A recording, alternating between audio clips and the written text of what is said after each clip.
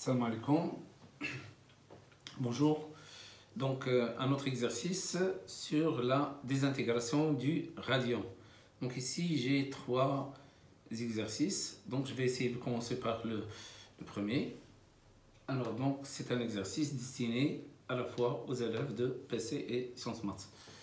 Bon, l'exercice, il n'est pas long, mais ce sont des exercices très intéressants. C'est la base de la partie masse et énergie. Alors, radioactivité alpha, désintégration du radium, Ra 88 226. Écrire l'équation de désintégration du radium Ra 88 226, sachant que le noyau fils est Rn. Alors, calculer l'énergie libérée lors de la désintégration de 1 d'un noyau du radium en MeV, de 2 d'une mole de noyau de radium en joules. Les données. Alors, le radium, 88 226. Sa masse, 225 97 70 U. La masse du radon, AZ, 221 97 02. L'hélium, He de 4, ou bien la particule alpha, sa masse, 4, c'est-à-dire la masse d'un noyau d'hélium, 4,0015 U. La constante d'Avogadro, 6,02 10 puissance 23 moins 1. Alors, 1 U, il représente 931,5 MeV par C carré, ou bien MeV C-2. Alors, 1 MeV, le passage du MeV vers le joule. Vers le joule, 1 MeV est égal à 1,6 10 à la puissance moins 19 joules. Alors, ce sont tous des données. Alors, la première question, écrire l'équation de désintégration du radium. Alors, le radium se transforme en Rn. Le radium, c'est une particule, ou bien c'est un noyau qui se désintègre en libérant une particule alpha. D'accord? Donc, écrire l'équation de désintégration du radium, sachant que le noyau fils est Rn. Donc, première question. Donc, nous avons toujours la désintégration du radium. Radium est un noyau radioactif de type alpha, d'après les données. Donc, Ra donne alpha, donne Rn, puisque alpha, on va rajouter He de 4. Ici A, Z, ici c'est 226 et 88. Donc, on va appliquer la loi de Soddy. Loi de Soddy. Loi de Soddy. Donc, dans la loi de Soddy, il y a deux lois. Loi de la conservation du nombre de masses et loi de la conservation du nombre de charges.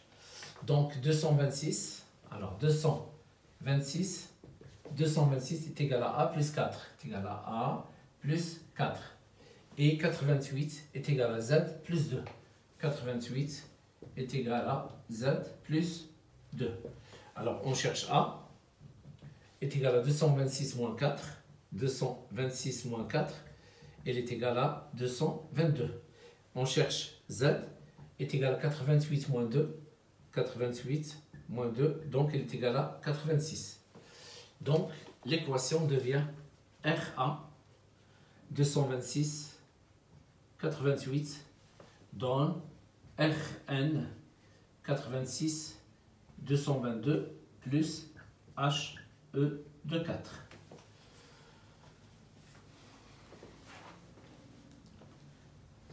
Alors, la deuxième question. Calculer l'énergie libérée lors de la désintégration. Alors, pour calculer l'énergie libérée, d'accord, on va calculer l'énergie de la réaction. Alors, l'énergie de la réaction, elle est notée delta E.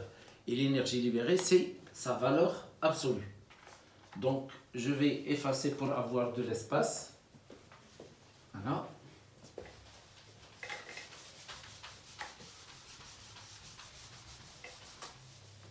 Donc, nous avons, deuxièmement, 2, 1. Donc, l'équation c'est Ra donne Rn plus He de 4. Alors, 226, 88, 86, 222,4. Alors maintenant, l'énergie de la réaction.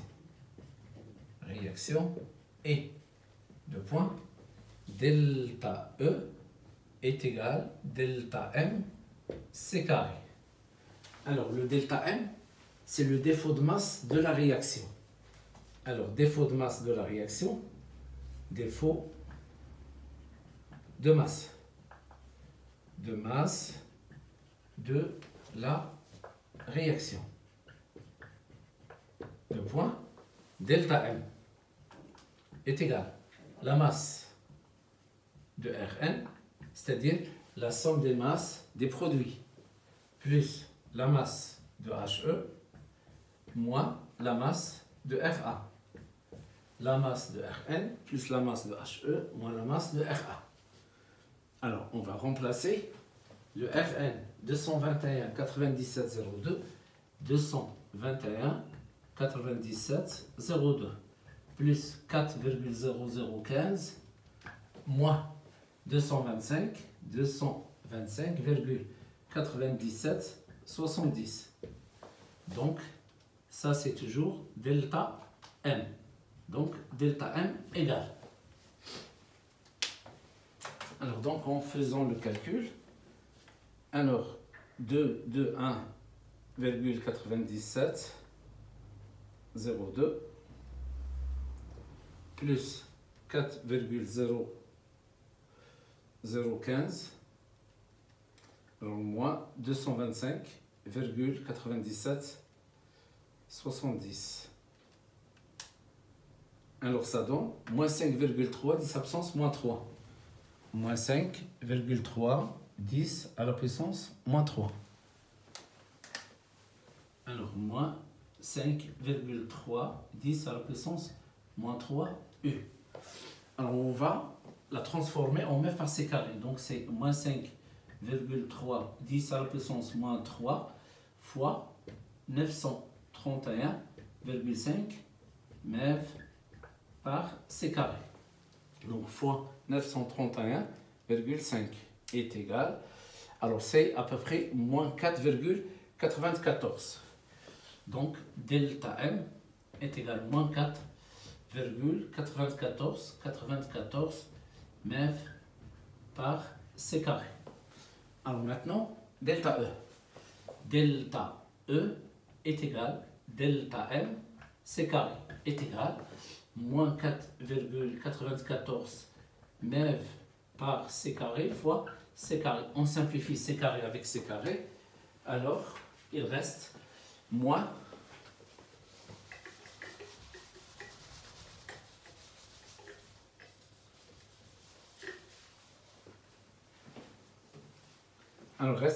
donc delta E est égal à moins 4,94 MeV. Alors maintenant, l'énergie libérée. L'énergie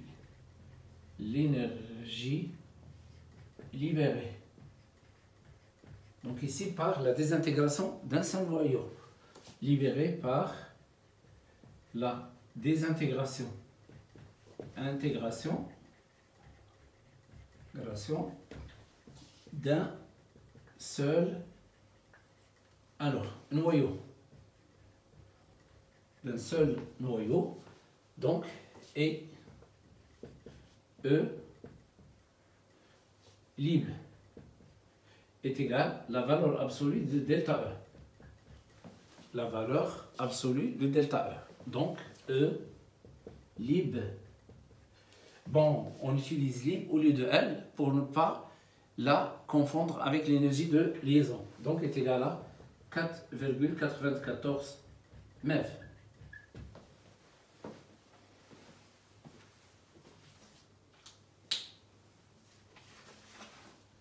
Alors maintenant, d'une mole de noyau de radium.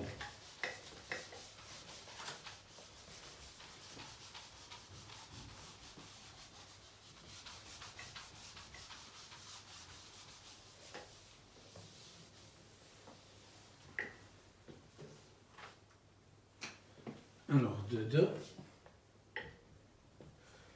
Donc, nous avons un noyau. Un noyau libère. Donc, un noyau libère la valeur absolue de delta E. Alors, N noyaux libère. Alors, E libre. Je vais l'appeler prime. Donc, la règle de 3, n fois, donc E prime est égal n fois la valeur absolue de delta E. Alors maintenant, nous avons une mole. Alors nous avons n est égal à grand N sur la constante d'Avogadro. Et puisque nous avons une mole, n est égal à 1, donc automatiquement, grand N est égal à Na est égal à 6,02 10 à la puissance 23. Donc, nous avons E'L libéré, il est égal à Na fois la valeur absolue de delta E. C'est-à-dire, est égal à 6,02 10 à la puissance 23 multiplié par 4,94. 4,94. Tout ça en mètres.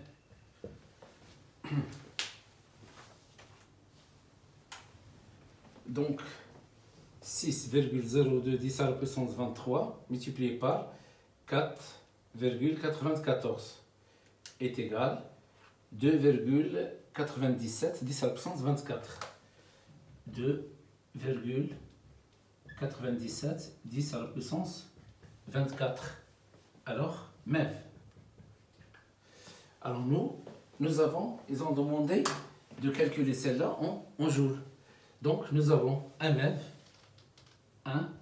MEV, il est égal à 1,6 10 à la puissance moins 13 joules. Donc, EL libre en joules est égal à 2,97 10 à la puissance 24 fois 1,6 10 à la puissance moins 13 joules. Donc, on prend 2,97 10 à la puissance 24 fois 1,6 10 à la puissance moins 13 est égal à 4,75 10 à la puissance 11 joules. 4,75 10 à la puissance 11 joules.